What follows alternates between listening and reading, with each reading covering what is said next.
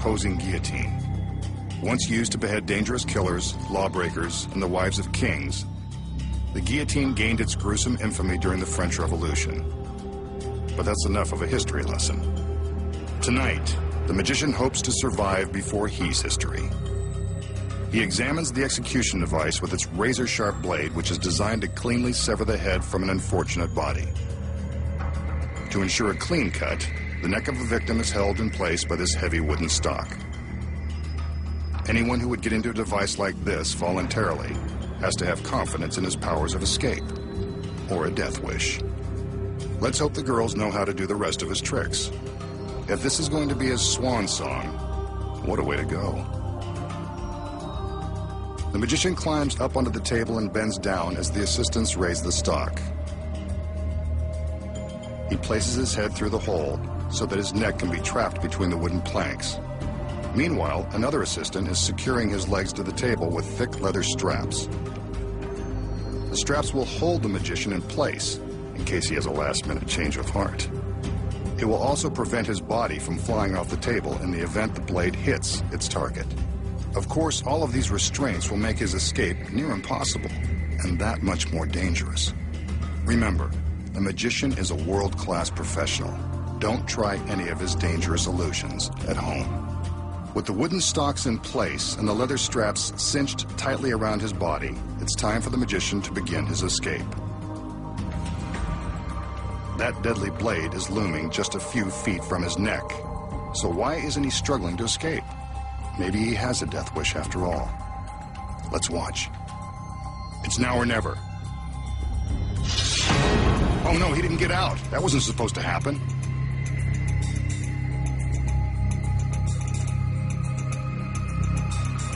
This is getting more grisly by the second.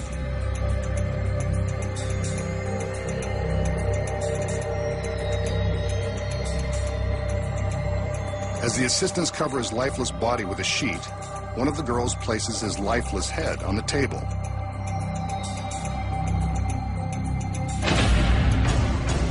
Maybe it's not so lifeless after all. And now here are the secrets. The blade is real and therefore makes this trick very dangerous to perform. The timing is crucial and means the difference between life and death. The straps are real too, and the magician never leaves the table. What about the head? Well, that's the magician's real head we see falling into the basket. But how does he keep from losing his head while performing this trick? Let's start with the blade. When it drops, it stops against these steel blocks.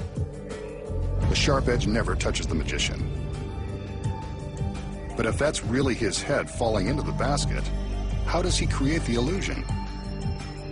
The magician's neck and upper body drop down through this rubber collar that is painted to look like wood. It snaps closed again once his neck has passed through.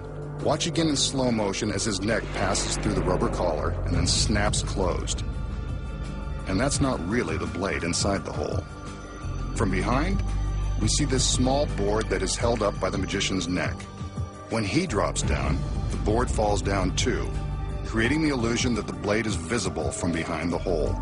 From the front, it appears as though the blade has separated his head from his body. The table is rigged with a secret trap door that springs open with the action of the blade. Behind the blade is a metal rod. This rod continues to fall after the blade stops, triggering a switch on the table that releases the trap door. When this trap is released, the magician's torso falls down into the basket.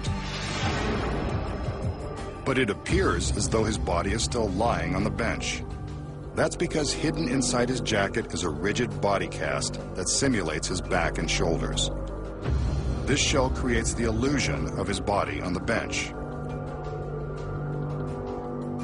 Here's what it looks like without the jacket in place. But with the jacket on, it appears that his body never moves. But if his head isn't severed, what does the assistant take out of the basket? You guessed it. It's a fake head hidden by a mask identical to the magician's. Before the trick begins, the fake head and a red scarf are concealed in the basket out of the audience's view. After the magician drops down into the basket, the assistant simply reaches down around him and picks up the fake head and scarf and shows them to the audience. But how does this fake head magically come back to life? Of course, it doesn't. What you don't know is that the magician has an exact double. Well, almost exact. At least the mask is the same. Not only does the table have a trap door for the magician, it also has another secret. Beneath the table is a concealed hiding place for the double. She climbs in and waits patiently for her cue.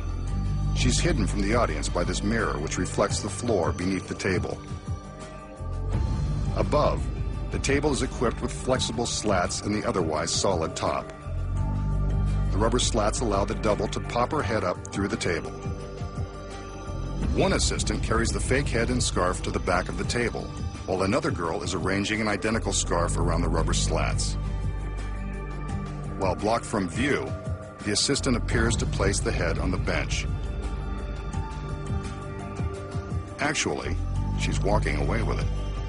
With the slats disguised by the red scarf, all that's left for the double to do is open her eyes and give the audience the shock of their lives. And that's the secret to not losing your head.